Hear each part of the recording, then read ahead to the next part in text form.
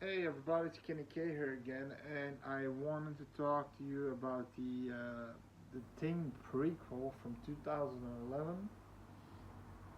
Um, got my notes here, directed by this unknown guy that Doctor Director Matthijs van Hennigen Jr.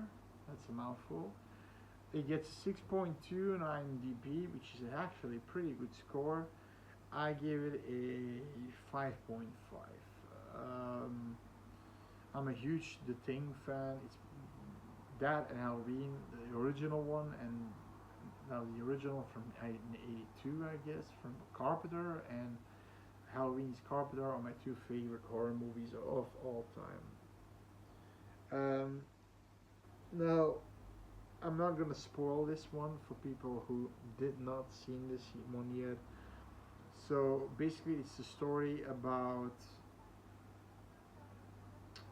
they find uh, this giant saucer, right?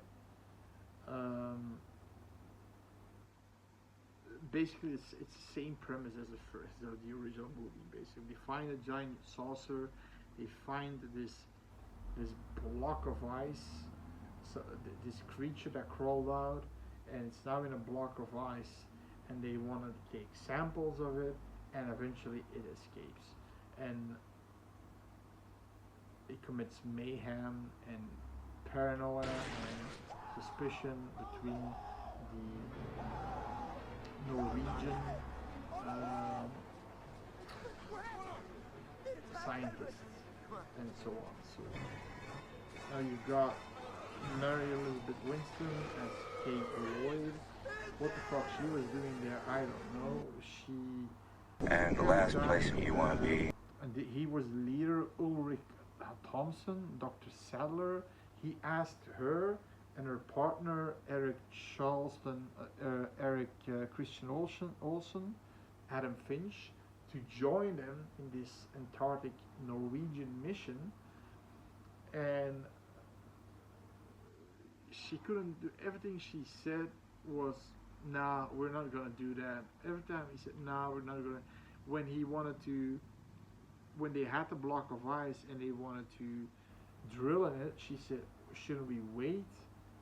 Because we don't know what kind of gases it can release. It's an alien creature. Take the drill, and eventually does the drill, and she just says, stop. And she doesn't even drill herself. Some guy does it. And then they take a needle in there and take this specimen, you know. But it's kind of a rinse and repeat movie, you know. What they did, what the you got Joel Edgerton as Carter. He's I want to know how the Cavaliers are also doing. the helicopter pilot, so he's the kind of he acts like the McCready guy. Um,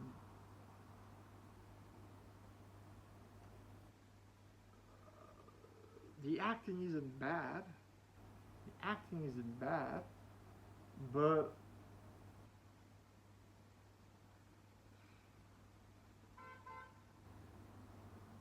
it's a rinse and repeat of the first one. There's a moment when some guy was sick, and Kate Lloyd thinks he's the thing. Another guy goes in, I'll take care of him. The three Americans, the a black guy and the other guy goes in. They go to McMurdo, the head base where every nation comes and then goes to their campsites. And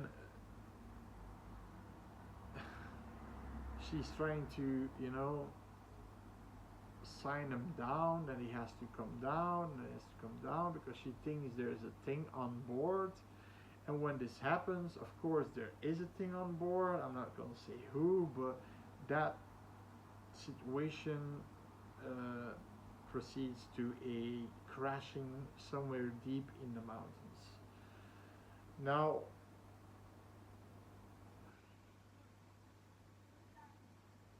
they don't die. They, at some point, show back up, but they're now paranoid because how can you withstand this cold? There's a blizzard, and so they're taking, like McCready did, taking things in his own hands because everybody thought he was a thing, because he was also for a long time in that cold, because the cook, he Noel, I think he cut the lifeline off because he thinks that McCready is a thing, because he found clothes from McCready in a furnace.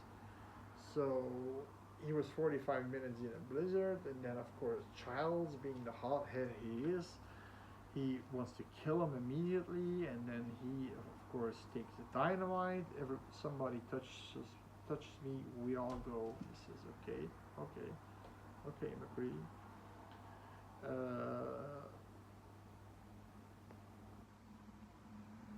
So it's sort of the same deal. Joel Edgerton, Carter, and the black guy, his co-pilot, they survives, and they take guns away from these guys, and then Kate Lloyd, like McCready, comes up with a test, but a stupid one, because it's a 50% chance. McCready's test was legit. When the blood, if the blood reacts, you're a thing. That's it. The blood will react to a hot temperature, right? Something that hurts them. No, in this movie, the assimilation leaves all metal objects on the ground, like a nose ring, an earring, or even fillings. So what she's doing is checking all the fillings of if they have fillings or not, and the ones who don't have, like her partner Adam Finch, has to go there, and he says, I'm going to be punished because I floss. So it's kind of a, how are you going to do this? So what's your end game now? Okay, I don't have fillings, and I now will be locked up for how many weeks, days, years, whatever, because they think that I'm a thing. I mean, right? It's so stupid.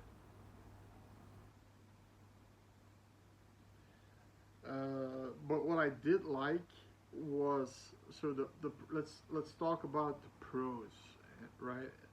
Basically, the story is the same as the 1982 movie.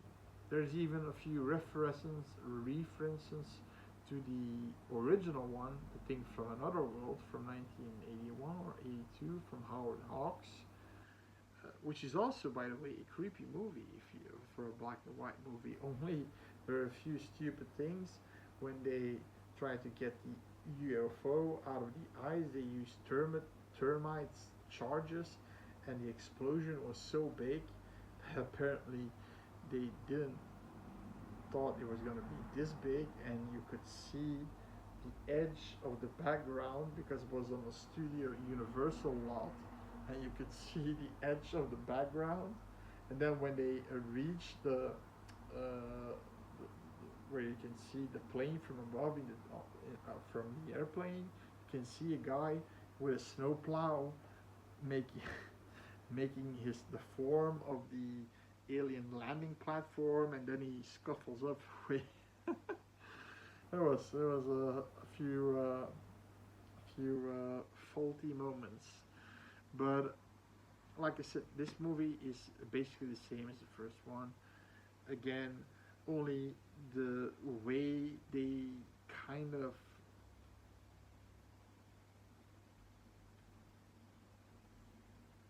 tried to know who's the thing or not. It's a 50% chance, and the blood was a 100% chance,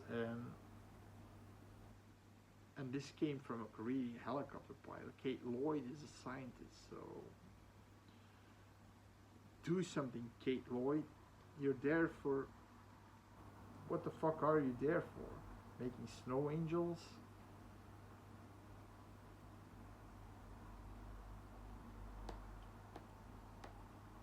Now, so the let's start with the pros, right? The pros are they do a lot of um, references and honor nodding to the Carpenter version and even the older version, like the block of ice, right? They have the block of ice, the thing jumps out of the block of ice, it's starting to melt, but in the original one from Robert Hawks, the reason that it's melting is because some damn fool puts an electric blanket over the block of ice, which is a warm blanket. But okay. um, there are these little tidbits when Mac and Dr. Copper go to the Norwegian base, which looked way smaller than in the prequel. The prequel had more corridors, more rooms. It's weird. And they find the axe in the door, and that was because a spider thing was by Carter, Joel Edgerton's character, smashed in the door, and he wants to take it back, but Kate says, don't, with the blood on it, maybe you can get infected, okay? And then we see that in the older version, from Carpenter, and that's a small, reference to a little ode, to the Carpenter version. Also, the fact that they show the guy committing suicide, who they find in the Carpenter version completely frozen, but the blood is frozen, that coming out of his wounds, that he sliced his veins open and his neck open. So that was also an ode. I like those odes, I like those odes. A little spoiler is it ends with the Norwegian guy, and poof, a helicopter appears out of nowhere, a Norwegian helicopter, which is the same helicopter that we'll see in the Carpenter version, and he's blasting with the dog with his rifle and with Mills bombs, grenades. That was a nice touch, because you kind of forget about him, because Carter and his friend, the two helicopter pilots, subdue him with ropes, because he was kind of they called him the bear of the camp, because he was strong, very strong. And eventually he is subdued to the very, very end, until when the credits come, you see him still alive in the camp, trying to fire out of a sniper position to the dog, but he misses, and then because the helicopter lands out of nowhere, this Norwegian helicopter, they had a seeking helicopter, and then they have another helicopter. Where the hell did he want? Has he been? I don't know. He's Norge, that should be their helicopter, but okay. But I like the fact they gave a name to the guy who gets shot in the Carpenter version. So all these little odes I liked. The acting isn't bad. The Norwegian singing and it's roof roof da da da da da da da roof roof roof. This Norwegian singing it's fun. You've also got the guy in there that plays in Game of Thrones, the leader of the wildlings, that with that ginger hair, and the beard. I'm not sure what his name again was. He plays one of the scientists.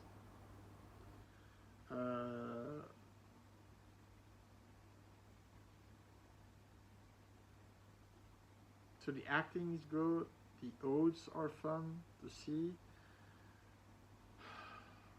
but and they also created that thing, you know, the melted face thing, you know, what two heads melted together. When McCready finds it outside in the snow, burned, it they burn it when it jumps through the wall because it did a lot of damage that one. But they and that was cool. But the thing is, they used so much CGI and bad CGI that looked like PlayStation 2 CGI. I shit you not. And they were gonna use practical effects because there's scenes where you can see the one of the things that's created. You see it, you know, the head going backwards and this becoming this spider-like walk thing. And it was practical and it looked good. And for some reason they went for CGI. I don't know why, but maybe it's cheaper that way, but not very cheap CGI. So we're already going to the cons. They made such a that CGI shit. They should have stuck with the practical effects that Rob Bottin did. And they had, because they showed us some scenes of the Thing monsters, and they looked very realistic. Budgetary reason maybe, or time restraint, I don't know. It's a rehash. That's also a little bit of a con.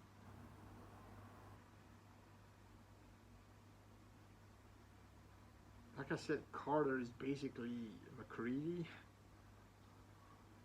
Also, at some point, somebody wants to go with a truck to a other camp, Antarctic camp, and they say, "Oh, so many miles. There's a Russian camp." Now, I think this place in the 80s, 70s, and 80s, during the Cold War between Russia. Go to the Russian camp, Americans. And Americans and Russians, I don't think the Ruskies liked them a lot.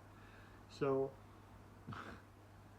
but at the same time, I believe the same mileage, there was an American camp with McCready's camp. So why don't you go there? That's so stupid, so stupid. So like I said, stupid decisions, CGI, bad CGI,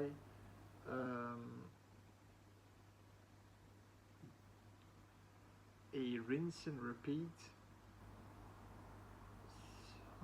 Three things that I didn't like. The other things, so three bad things, and then acting wasn't bad. Joel Edgerton, you know, Kate Lloyd, they can act. And the Norwegians, like the guy from Game of Thrones, they're all good. And then the guy who, you know, later on, you know, goes after the shark, he can only speak Norwegian, but he knows, he trusts Kate Lloyd. He knows, she knows more than everybody knows. And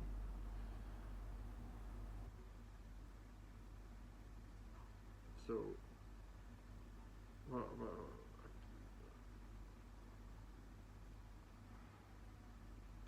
what is it? The acting, and then the odes that were the little odes to the original. I mean the 1982 version. I mean the Carpenter version, right?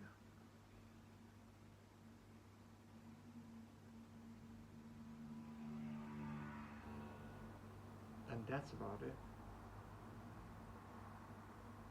The acting and the odes that I liked. And then the rest were bad CGI, bad decision making all around.